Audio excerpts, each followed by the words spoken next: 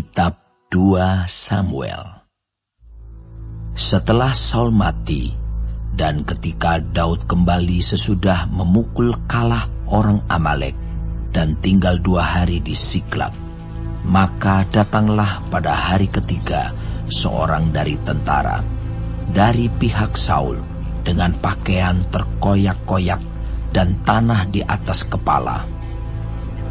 Ketika ia sampai kepada Daud, sujudlah ia ke tanah dan menyembah. Bertanyalah Daud kepadanya, "Dari manakah engkau?" Jawabnya kepadanya, "Aku lolos dari tentara Israel." Bertanyalah pula Daud kepadanya, "Apakah yang terjadi? Coba ceritakan kepadaku." Jawabnya, "Rakyat telah melarikan diri dari pertempuran. Bukan saja banyak dari rakyat yang gugur dan mati, tetapi Saul dan Yonatan anaknya juga sudah mati."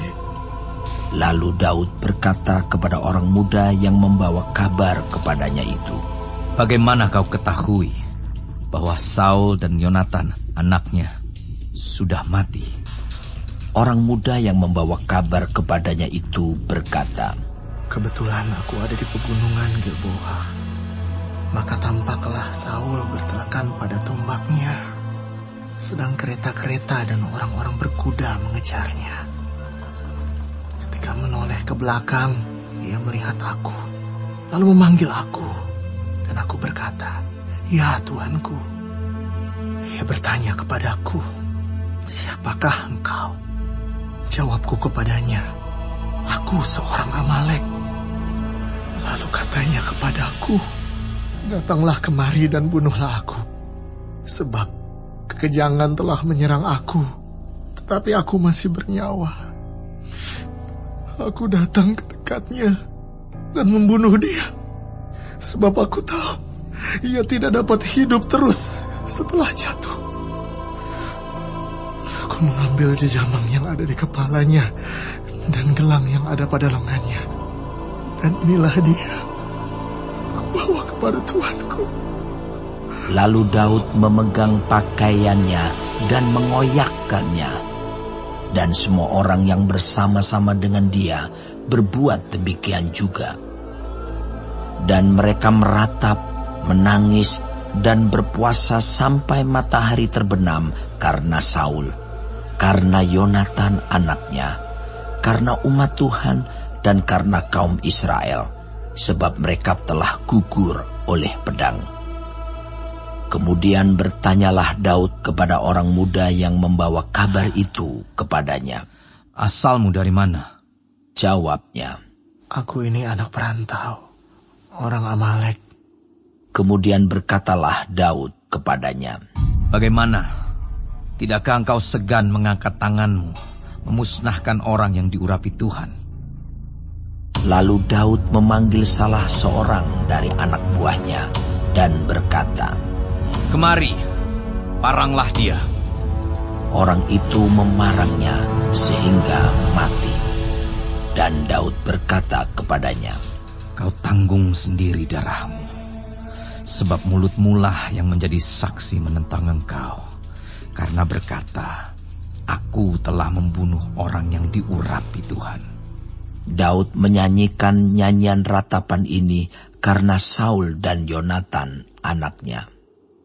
Dan ia memberi perintah untuk mengajarkan nyanyian ini kepada Bani Yehuda.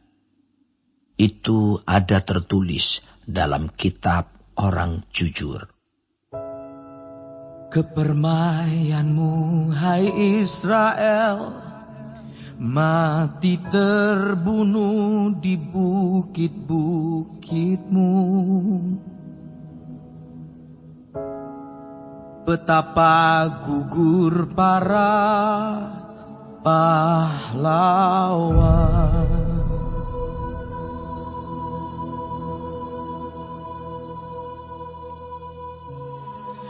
Janganlah kabarkan itu di Gad, janganlah beritakan itu di lorong-lorong Askelon, supaya jangan bersuka cita anak-anak perempuan orang Filistin,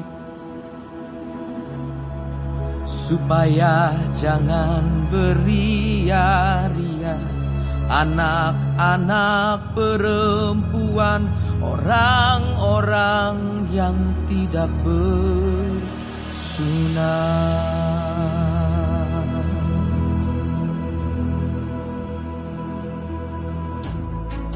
Hai gunung-gunung di Gilboa, jangan ada embun, jangan ada hujan di atas kamu. Hai padang-padang pembawa kematian,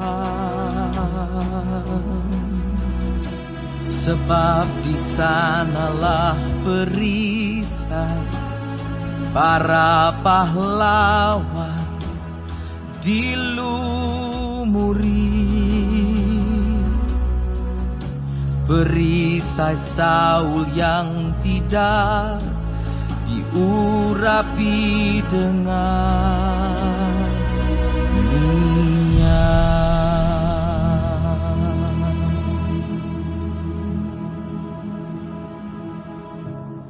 Tanpa darah orang-orang yang mati terbunuh, dan tanpa lemak para pahlawan, panah Yonatan tidak pernah berpaling pulang.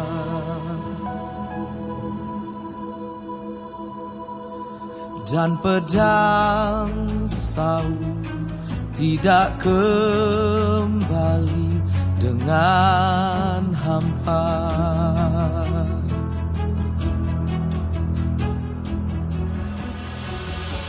Saul dan Yonatan, orang-orang yang dicintai dan yang ramah, dalam hidup dan matinya tidak terpisah.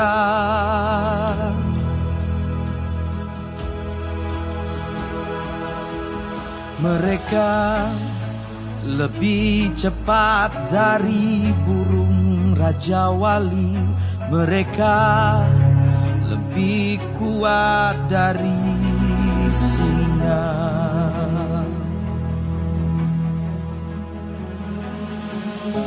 Hai anak-anak perempuan Israel, menangislah karena Saul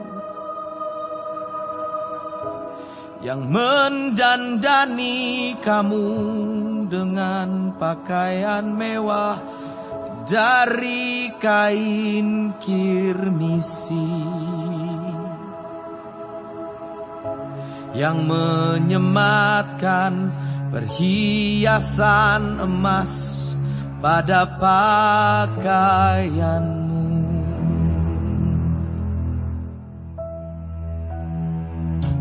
Betapa gugur para pahlawan di tengah-tengah pertempuran. Yonatan mati terbunuh di bukit-bukitmu.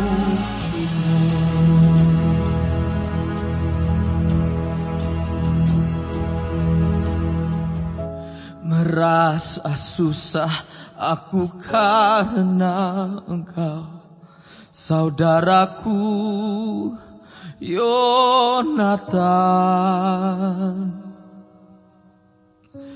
Engkau sangat ramah kepadaku, bagiku cintamu lebih ajaib daripada cinta perempuan.